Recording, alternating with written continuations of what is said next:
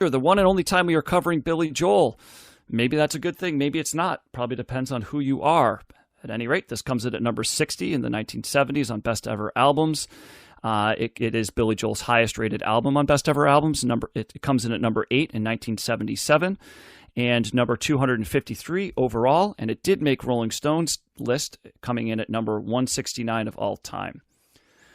So this is Billy Joel's 5th studio album. It was recorded between July and August 1977, and it was released on September 29th, 1977. It has a whopping 5 singles that all did fairly well in the charts, and that included Moving Out, Just the Way You Are, The Stranger, Only the Good Die Young, and She's Always a Woman.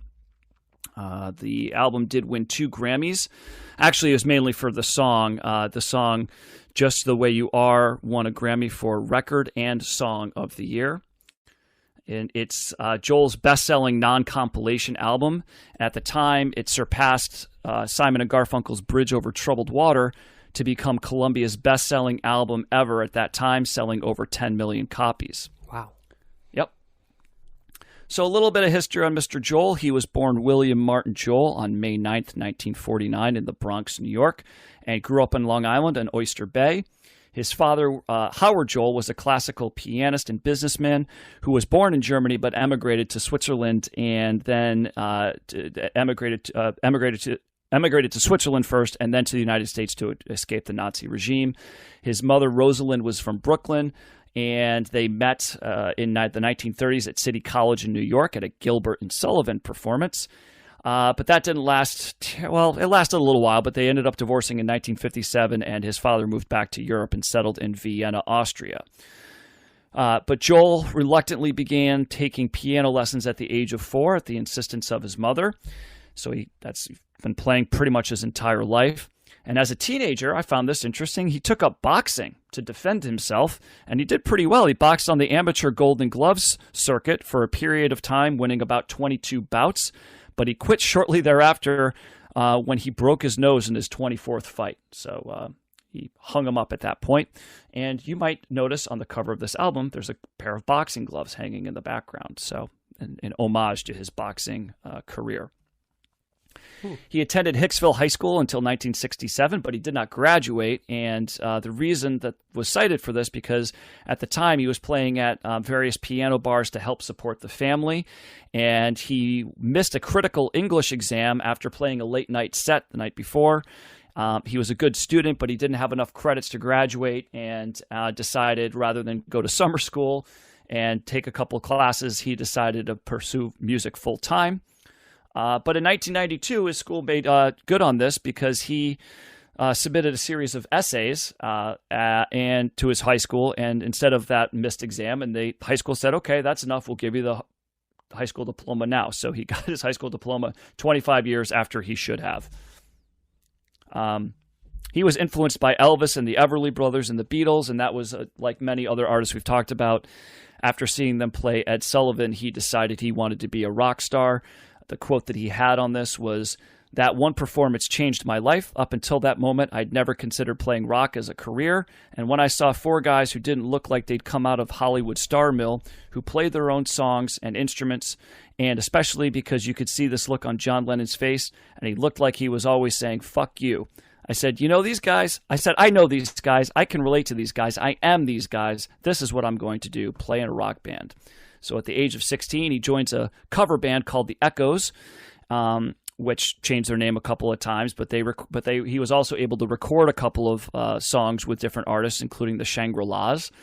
And in 1967, he leaves that band. He joins another band called the Hassles, who had signed with United Artists. And then shortly after that, he and the drummer from that band, a guy by the name of John Small, leaves the band in 1969 to form a 2-piece called Attila, and they actually released a debut album in 1970. But they broke up shortly after that, after Joel had an affair with Small's wife, Elizabeth.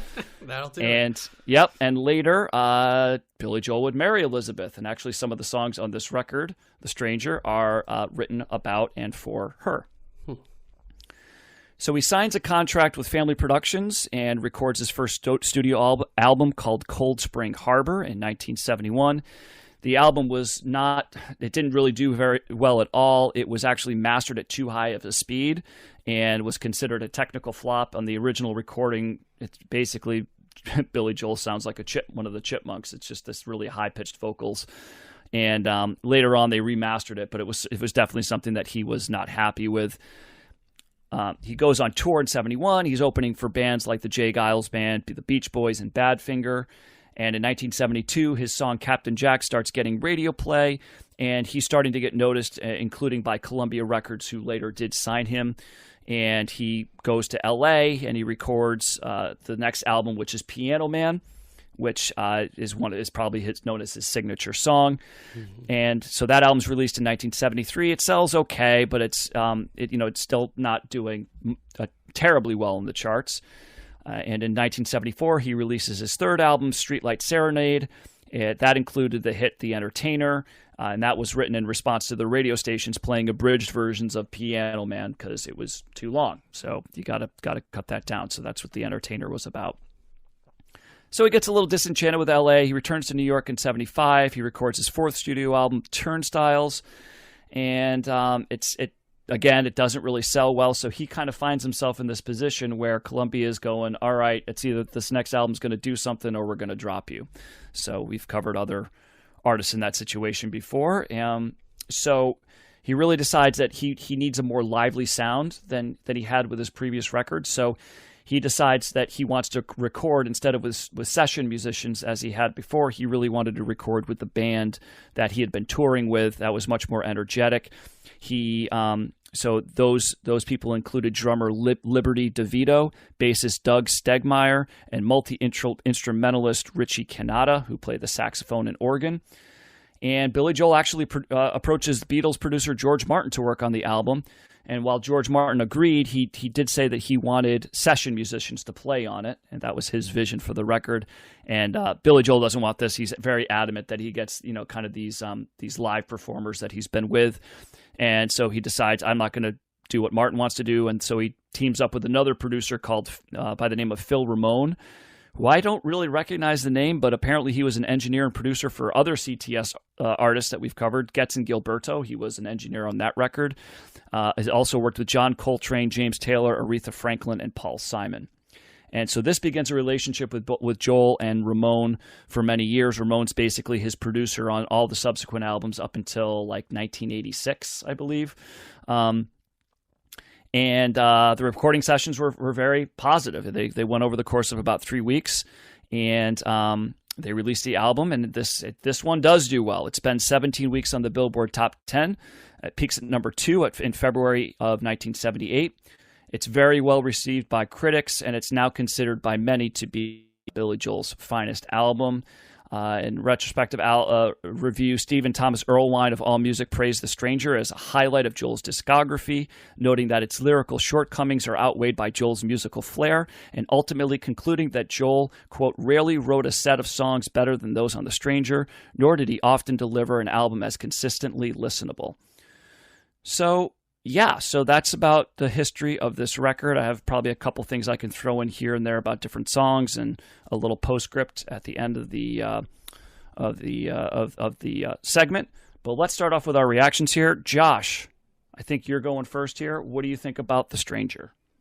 So Billy Joel's one of those artists that always exists in like the ether for me, that based on singles. His songs are always around Uptown Girl, different, many of the songs on this album, Piano Man, etc. But I never listened to an album of his before, and I don't really have a strong relationship with him. He's not one of my favorite artists. I've always kind of paired him in my mind with Elton John, even though I've liked Elton John more. I think it's because, they both play the piano and that they're front and center when they're on their stage act and stuff. And so, I mean, that quote by Erlewine is pretty apt. It's a very listenable album, but I wasn't completely blown away by it.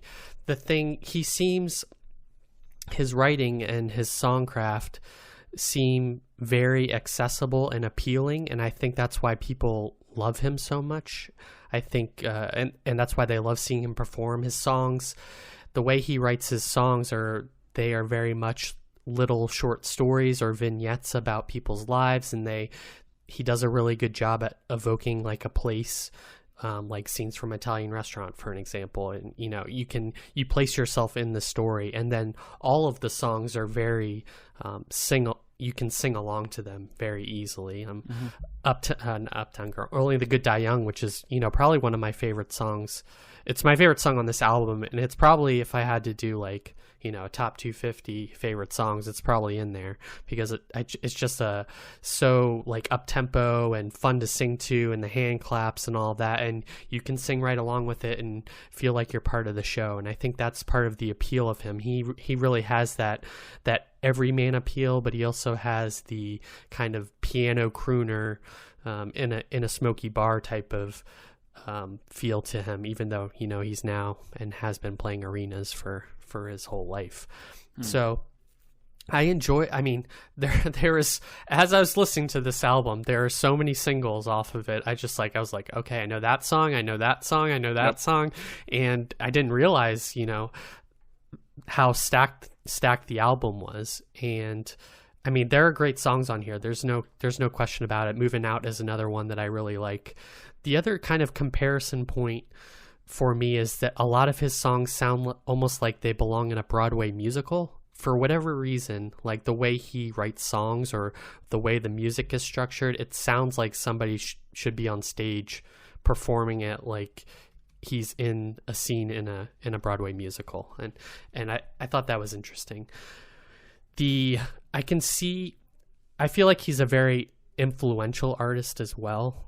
I hear and see things in this album that remind me of other artists. That Moving Out song, I think there's like a guitar part that Maroon 5 ripped off, because I just kept hearing it. Really? And it's there. Maybe I'll try and splice a clip together for the episode. I also, part of Moving Out sounded like Rivers Cuomo singing on Weezer at times. I think it's from Pink Triangle. I tried to go back. Just the way that he sings a certain part reminded me of that and triggered it, because I've heard that Pinkerton so many times. Not saying those artists are influenced by him, but right. They, musically, I kept hearing other things. His songs are kind of sappy and schmaltzy in a way to me that I don't think has stood up the test of time. They sound dated at times, but of that era, but they are still they have that smooth 70s sound, and I think they're just kind of eminently listenable. That's the main takeaway. He's not afraid to put sax in here. There's a lot of saxophone in this that I noticed, and that seems to be paired with his piano, kind of his signature sound, I would say. The other comparison maybe would be he kind of has a Randy Newman-esque quality to his songwriting. The way that he pairs words together, or I think Randy Newman's a better, more clever songwriter, but and has a more like sense of like acerbic wit or sense of humor to him. But I think he, either the way he delivers his lyrics or the way that he writes about things, that kind of evoked Randy Newman to me. So I don't love this album in the way that I have liked, like the Elton John albums that we've talked about. There's something holding me back from putting Billy Joel in kind of like this upper echelon. I think he is maybe a product of his time more than anything, if there was a limitation to that. But it was an enjoyable album. I'm not saying it's a bad album. I enjoyed listening to it. It's one of those albums you can put on, and if somebody walks into the room, they'll like enjoy it too, or say, hey, I know this song, or things like that. So there is, in all the artists that we've covered, there is an importance to an artist like that everyone can grab onto and enjoy. So it's a mildly positive, review. It's not like the greatest thing I've ever heard, and I don't hate it, but it's good. All right, John. One of the really interesting things about doing this podcast is revisiting my takes that I've held for a long time, right? And, with Pink Floyd, we've seen my stuff kind of move to find some stuff that's there. That was one, Dylan, I wasn't always the big fan of. And so, and we saw with Matt, right, with Aerosmith and stuff. And so that's the cool thing about putting it under the lens. And I think that's why this was so good to listen to this music, because it really changed my perspective, because instead of thinking Billy Joel's album sucked, I just definitively realized that Billy Joel sucks, like, as I listened to this album, because I didn't like this album at all. For a second there, I was like, maybe he found something. No. Maybe he's going to surprise me. It is definitively everything that I remember. So, all right. Where do I start? And boy, are we gonna get some hot? Billy Joel fans in advance. I apologize. I'm almost certain Matt's gonna have a different take of this. So, fast forward 10 minutes, because you'll like his a lot better, I think. And Josh did a very representative thing there too. Billy Joel represents sort of. I remember one time somebody said he's a lesser version of all the artists you like, and that's how I feel about Billy Joel. He's throughout this album, he's a lesser version of Elton John at times, when he's not being a lesser version of trying to do 50s or 60s doo-wop at times, when he's not trying to do Springsteen at times, when he's not. There's often times when you listen to Billy Joel where you know exactly what he's ripping off. That's his Tumbleweed Connection by Elton John, period. And, that's his, I'm trying to be rock and roll, and do my version of punk, when he's writing Big Shot and stuff. And just, I don't know, man. It's that schmaltzy, sentimental, his word, just from the beginning. Let me move backwards. I haven't really ever listened to Billy Joel albums, because to me, Billy Joel exists as a greatest hits artist. That's what his fans want him to be. They want him to play the, dozens of, 2 dozens of songs that are hits. And I mean, the guy certainly has a lot of hits. He operates sort of, to me, in the same way that somebody like Bon Jovi operates, where it's just, there's this string of hits. And, if you said, was that on Slippery When Wet or New Jersey or, Always, or who knows, it could be any of them. So I was curious when I went to this, I knew I'd know almost all of the album, because Billy Joel's got an insane amount of, top 10 songs. So when I looked at it, I'm like, all right, this is the one with Only the Good Die Young and Just the Way You Are and, Moving Out and stuff like that. It's I'll be very honest. I've avoided so many of these songs for so long. It's it'll be really interesting to go back and listen to these. And I just put it on, and Moving Out, Anthony's song, is a perfect encapsulation of, all the way down to I'll give this to Billy Joel. The man knows melody. Now, he knows melody in the way that a hustler knows pool or so. He knows enough to be understandable as someone who knows it, but never in a way where they're a virtuoso, right? So it's kind of being the best guy at the local Y in basketball. You're not an NBA player, but you can still play basketball, right? And that's how I feel Billy Joel is with melody. I mean, the man knows how to write a catchy hook, and there's something to be said for that. So there's compliment number 1. Compliment number 2 is, as Billy Joel songs go, Only the Good Die Young is probably as good as it gets. I think some of that is because whomever the session players are did a very nice job of, putting some guitar in there that appealed to me. But in Moving Out, just the lyrics, rhyming attack with hack and sack, and you just could see him writing, you know what I mean? It's an attack, and where's he from? Hack and sack, and then he's at Mr. Cacciatore's. It's oh my god, it's all the stuff that just is brutal. And then the sound effect with the it's all the everything about that song is each of the gimmicks, you know what I mean, that just do not speak to me at all. Scenes from an Italian restaurant is your classic Billy Joel. I mean, Billy Joel is a guy, I imagine at 3 years old, was thinking about all the women he was going to marry, and just that was the rest of his life, right? That he was just going to have a series of like writing song. I've always heard some origin story. He's like got 15 different origin stories of why he became a musician too. It's like one time it's he saw the Beatles, then another time it's like a girl looked at a bit of dance and that was why he did. It's just, and he writes these sentimental, like, songs that are slice of life, but nothing about the lives he's writing about are appealing to me. Let me start by saying this too. Like, I can appreciate how hard it is to do what Billy Joel does in terms of just writing hit after hit and hit. That's not an easy thing. If anybody could do it, they would do it, right? So I have a grudging appreciation for how hard that is and how long he did it. And certainly he gives his audience what they want in live performances. He just does not exist in a space that speaks to me musically. I just feel there's so many other folks who have spins on it that both precede Billy Joel and follow Billy Joel that do what he does stronger, I guess. Yeah. I am happy he exists because he brings so much joy to people that I know.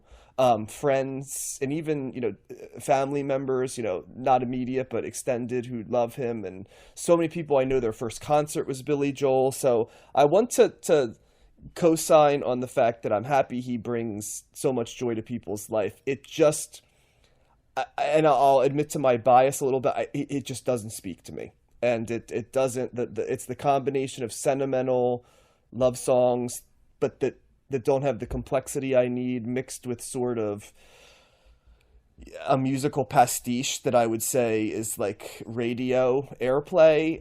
Right. It's edgeless, kind of. He is like a safe artist in a way.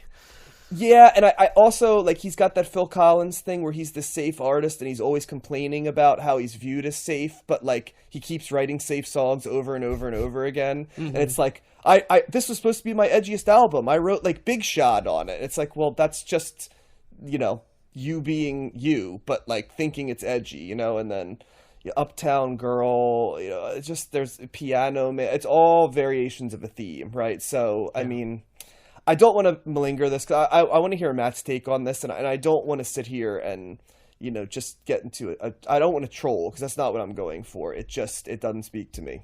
I can't recommend this on my front. If you're a person that tends to like some edge to your music, Billy Joel's not for you. But if you're one of the 40 to 50 million plus people who've bought and enjoyed his music, you are more in the mainstream. Billy Joel thanks you. Well, and also, I'm happy for you, and there's no backhanded compliment there. I'm glad that something exists for you, and it just isn't what the same for me. I mean, this kind of gets to our personalities, though, before Matt jumps in here, but if somebody named Billy Joel their favorite artist, I would kind of look at them as, like, how much music have you actually listened to? Oh, I can name at least 5 people in my life who would name Billy Joel as their favorite artist. So, and these are friends of mine, so I don't judge them. Yeah. I just know we don't have a lot in common musically, I guess. Right. Is the best way I could put it. So, yeah. So I first need to start by saying that Billy Joel, he's one of the more interesting artists, just not just that we've covered, but just out there in terms of my relationship to his music, the evolution of my relationship to his music, and just, he's basically, aside from maybe the Beatles, he is the first, what I would say, maybe classic rock artist that I became familiar with and really enjoyed. I'd throw Tom Petty in there, probably, maybe like him, Tom Petty and the Beatles would probably be that. So certainly he's been on my radar for many years. Many members of my family love Billy Joel, have played his records. Not my first, it's funny, John, you bring up Phil Collins, because my first concert was Phil Collins. I believe my second concert might have been Billy Joel during the Stormfront tour. So you're kind of like a Billy Joel fan who like outgrew Billy Joel, aren't you, in some ways, Matt? I'll get into that. Okay. Potentially. And I loved like his singles, and I agree. Like he's another artist, like many others that we've covered before, that I had his double album Greatest Hits CD, And so I didn't really know any Billy Joel albums. I never owned one. I never really listened to one. Before I listened to this record, I was like, okay, what's on The Stranger? I know The Stranger's on The Stranger. What else, right? And so when I looked at the track listing, I was like, holy crap, but 7 of the 9 songs are either huge hits or really familiar songs. It was only the last 2 that I had never heard of before. Yeah, and same. when I kind of looked at his other records, I looked at his other albums. There's no other album that has the level of familiarity that this one does. Each one of the albums has at least 1 or 2 songs on it that are very familiar, that were big hits or singles, but not really more than 4. I don't think it. This is so it makes sense that this is the record that we're covering, because it's got so many. It's got a more a higher per capita of his best known songs. So I've always liked Billy Joel. I've always had, an affinity for him. I think certainly his strongest gift, which is his melody, which John, you were talking about. I mean, I think he really writes really good melodies. And if you know anything about me and what I like, you're going to know that I like a really good melody. So, so I think you're getting plenty of that here.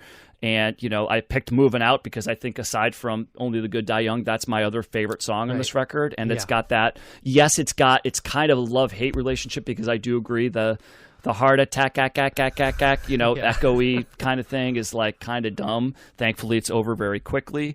But he's got some really nice, cool, interesting chord progressions in there, particularly the part where it's like, and it seems such a waste of time.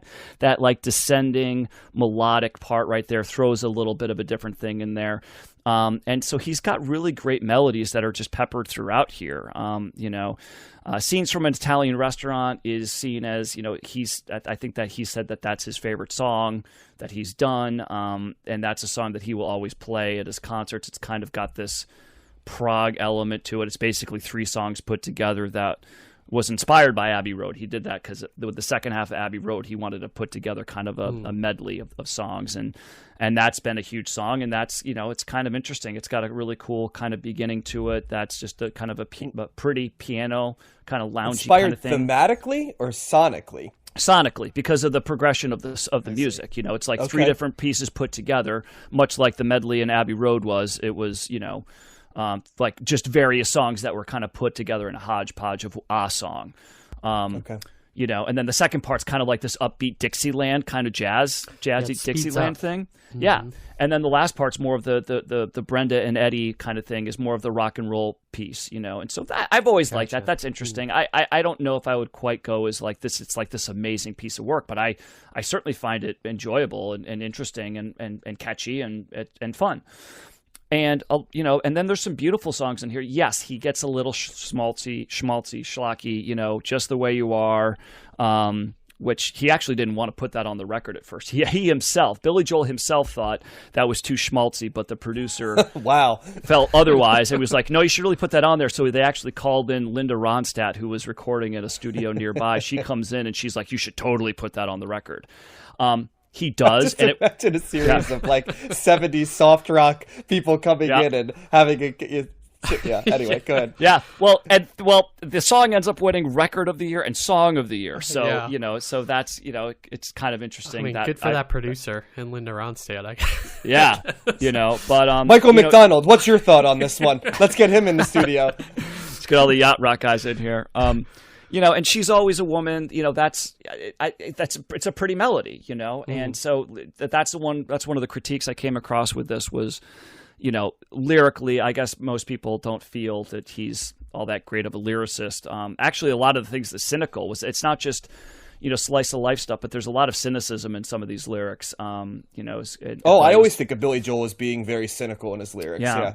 Always. Yeah, but a lot of this is just couched in really catchy and melodies. So, so pretty much all the songs on here that I knew, I liked.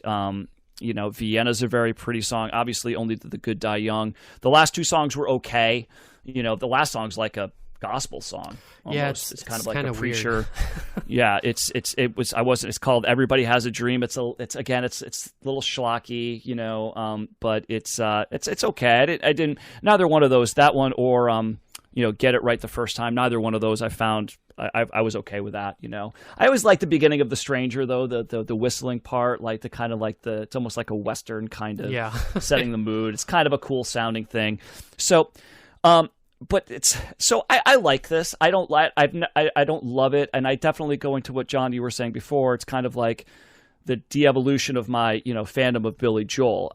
Somewhere along the line, like the narrative turned from having all these people around me that love Billy Joel to having people around me, different groups of people, hating Billy Joel. Like the hatred for him has been.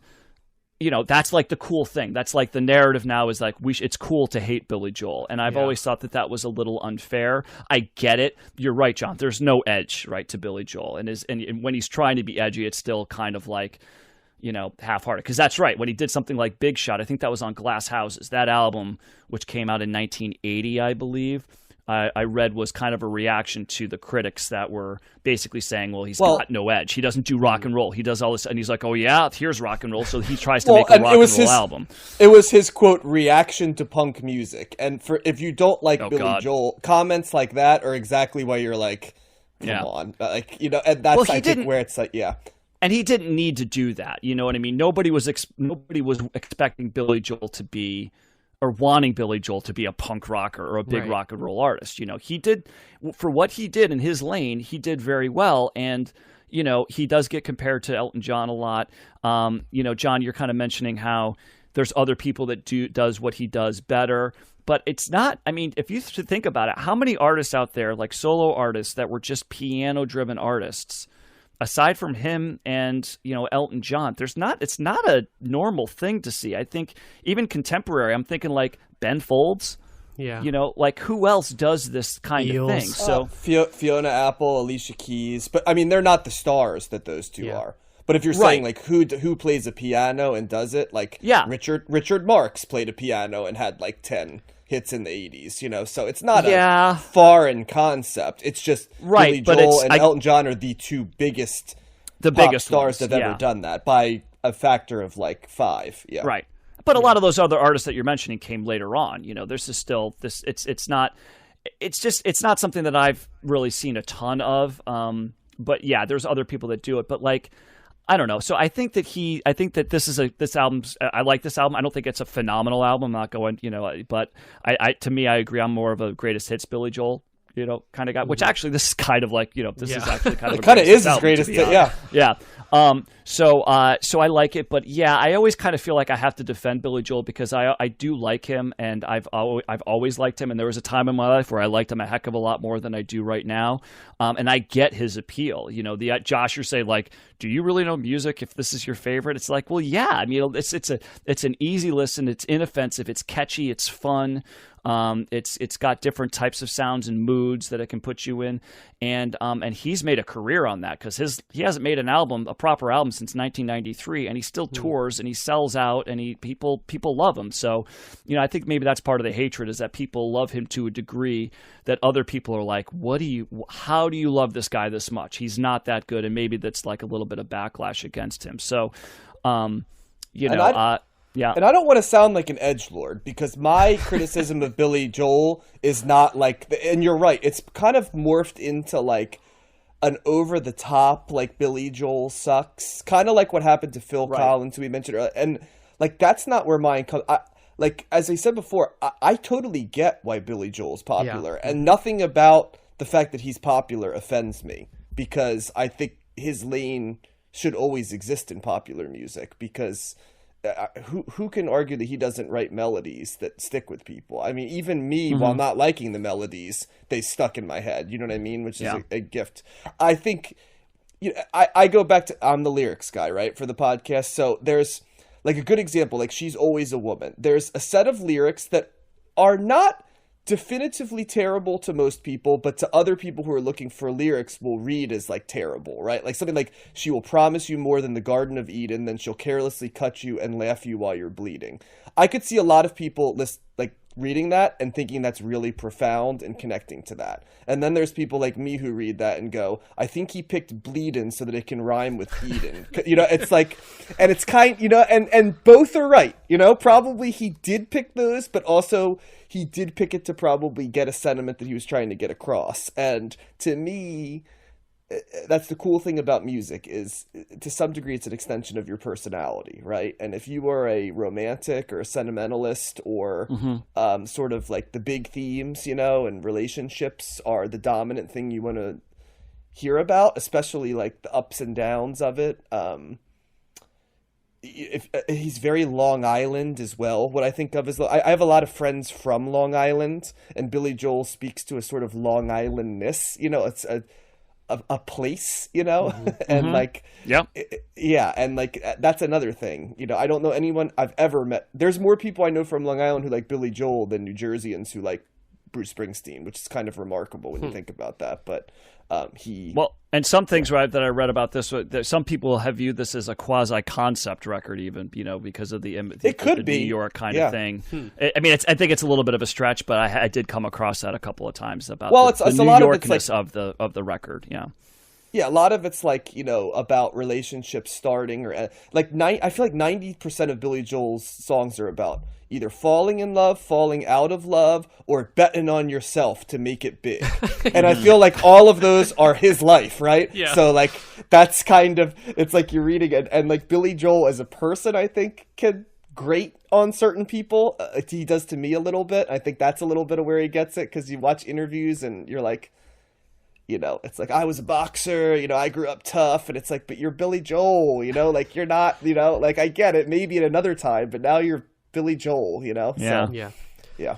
He's not, I don't think he's worth the contempt that people have for him now. He's definitely not. It's the cool. Like, he doesn't make music interesting enough to be worthy of contempt. That's harsh. Even I wouldn't be that bold. I would just say he's not my cup of tea. But I don't like when people go the extreme. And I will, like Matt, I will defend the fact that while I don't connect with his music, I think the whole "this is who we can say sucks," and like shout it with long screeds is ridiculous too, because and save your ink, But he does. I mean, it's like inarguable. He writes really good melodies. You know what I mean? Like, and they might not connect with you, but like, and he's a really good piano player too. We haven't even mentioned that. Like, he's an excellent piano player. Like, he's a really talented guy. He just happens to write songs. And his backing band was very good on this album. Yeah. I will say that. They for what he was doing, they worked perfectly. Yeah, and I mean, he just might,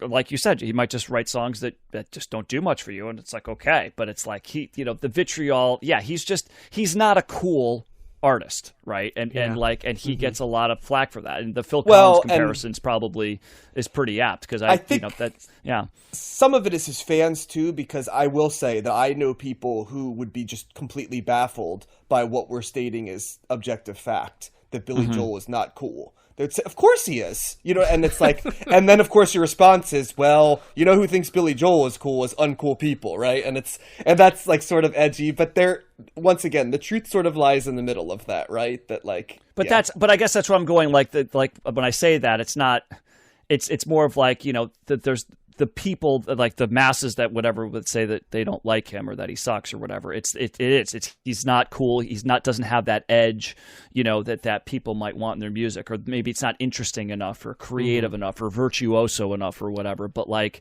I think that I'm just saying that's kind of like that's the narrative that comes out a lot when you're talking to people that are really, ragging on Billy Joel. It's like he's a punching bag for a lot of people, for whatever reason, and it's just, and that's something that a lot of people just get on the bandwagon for whatever reason. But I don't feel comfortable not recommending this album, because I don't think it's fair to shut off this type of music for folks that enjoy melody and standard pop music.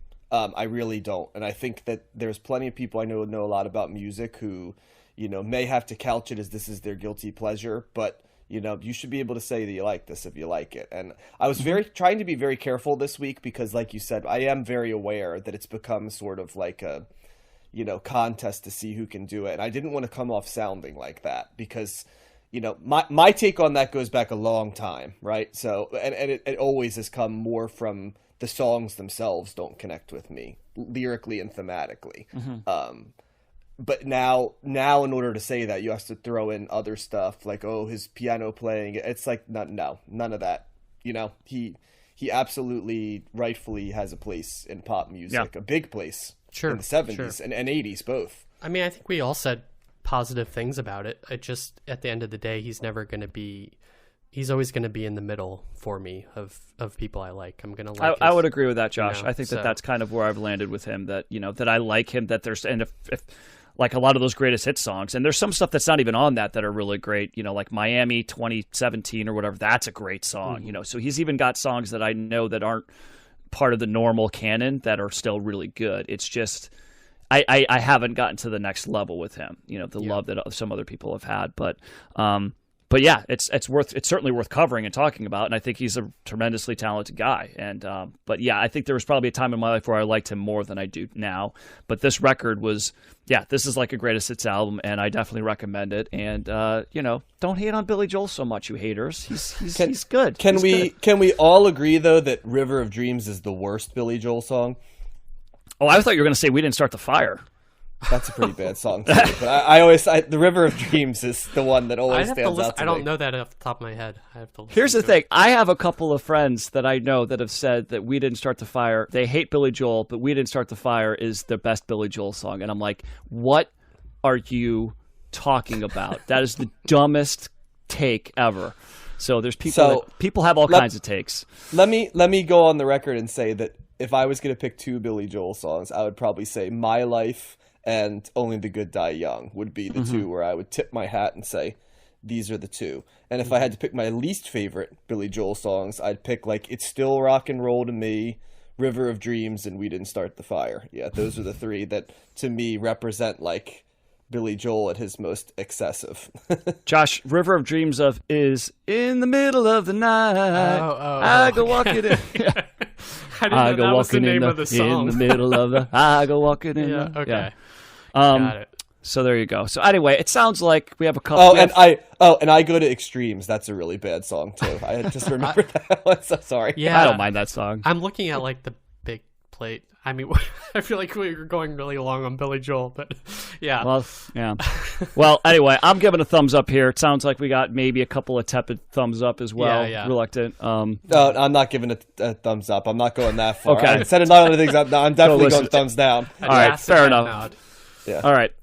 So just to wrap it up, but Joel he's a very highly decorated musician. He's been nominated for 23 Grammy Awards, winning 5 of them, including Album of the Year for 52nd Street, which is the album that came out after The Stranger. He was inducted into the Songwriters Hall of Fame in 1992, the Rock and Roll Hall of Fame in 1999, the Long Island Music Hall of Fame, which I didn't know was a thing, in 2006. He's your member.